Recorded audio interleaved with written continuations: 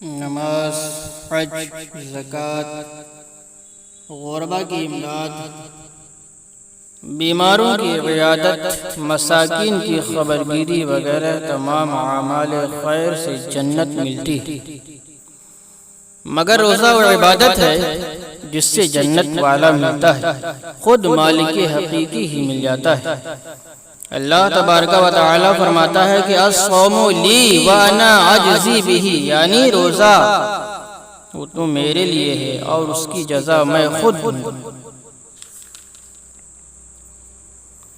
ایک مرتبہ محمود غزنوی رضی اللہ تعالیٰ عنہ نے کچھ قیمتی موتی اپنے افسران کے سامنے پھینکتے ہوئے فرمایا، چن لیجئے، اور خود آگے چل دیے۔ تھوڑی دور جانے کے بعد مڑ کر دیکھا تو کیا دیکھتے ہیں کہ ایاز گھوڑے پر سوار پیچھے چلا رہا ہے۔ پوچھا، ایاز کیا تجھے موتی نہیں چاہیے؟ ایاز نے عرض کیا، عالی جاہ جو موتیوں کے طالب تھے وہ موتی چن رہے ہیں، مجھے تو موتی نہیں بلکہ موتیوں والا چاہیے۔ سبحان اللہ۔ اسی سلسلے میں حدیث پاک سماعت فرمائیں، حضرت سیدنا ربیعہ بن کعب اسلمی رضی اللہ تعالیٰ عنہ سرکار دو عالم صلی اللہ تعالیٰ علیہ وسلم کے صحابی تھے۔ مشکات شریف میں آپ سے مروی ہے، ایک مرتبہ میں نے حضور رحمت دو جہاں صلی اللہ تعالیٰ علیہ وسلم کو وضو کرایا تو رحمت للعالمین نے خوش ہو کر ارشاد فرمایا، صل ربیعہ، اے ربیعہ مانگ، کیا مانگتا ہے؟ سبحان اللہ۔ حضرت سیدنا ربیعہ رضی اللہ تعالی عنہ نے کیا ہی خوب مانگا۔ فرماتے ہیں کہ میں نے عرض کیا، اسألک مرافقتک فی الجنہ، سرکار جنت میں آپ کی رفاقت چاہیے، بس وہاں بھی قدموں میں ہی پڑا رہوں۔ گویا عرض کر رہے ہیں، تجھ سے تجھی کو مانگ لوں تو سب کچھ مل جائے، 100 سوالوں سے یہی ایک سوال اچھا ہے۔ دریائے رحمت مزید جوش میں آیا اور فرمایا، او غیر ذالک، یعنی کچھ اور مانگنا ہے تو مانگ لو۔ میں نے عرض کیا، بس صرف یہی، یا رسول اللہ، جنت الفردوس میں آپ کا پڑوس مانگنے کے بعد اب دنیا اور آخرت کی اور کون سی نعمت باقی رہ جاتی ہے جسے مانگا جائے؟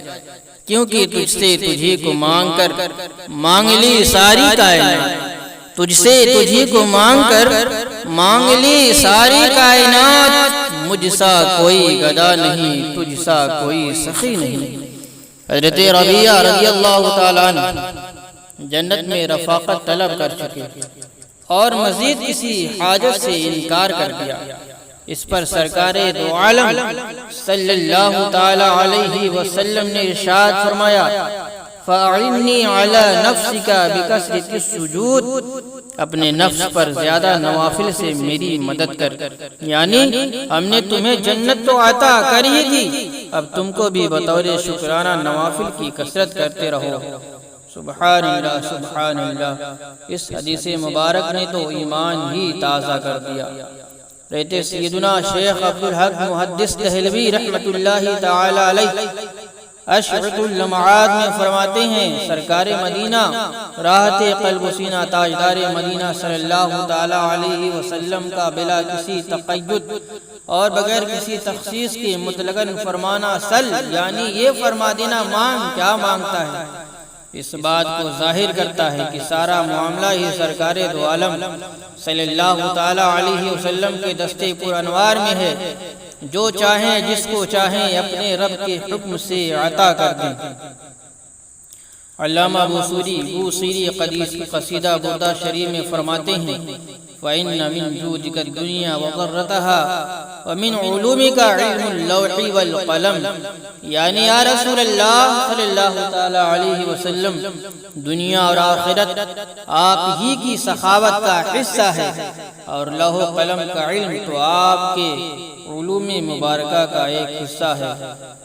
اگر خیریت دنیا و عقبہ آرزو داری، بدرگاہش بیا وحر سے من خواہی تمنا کن، یعنی دنیا اور آخرت کی خیر چاہتے ہو تو اس آستان عرش نشاں پر آؤ اور جو چاہو مانگ لو۔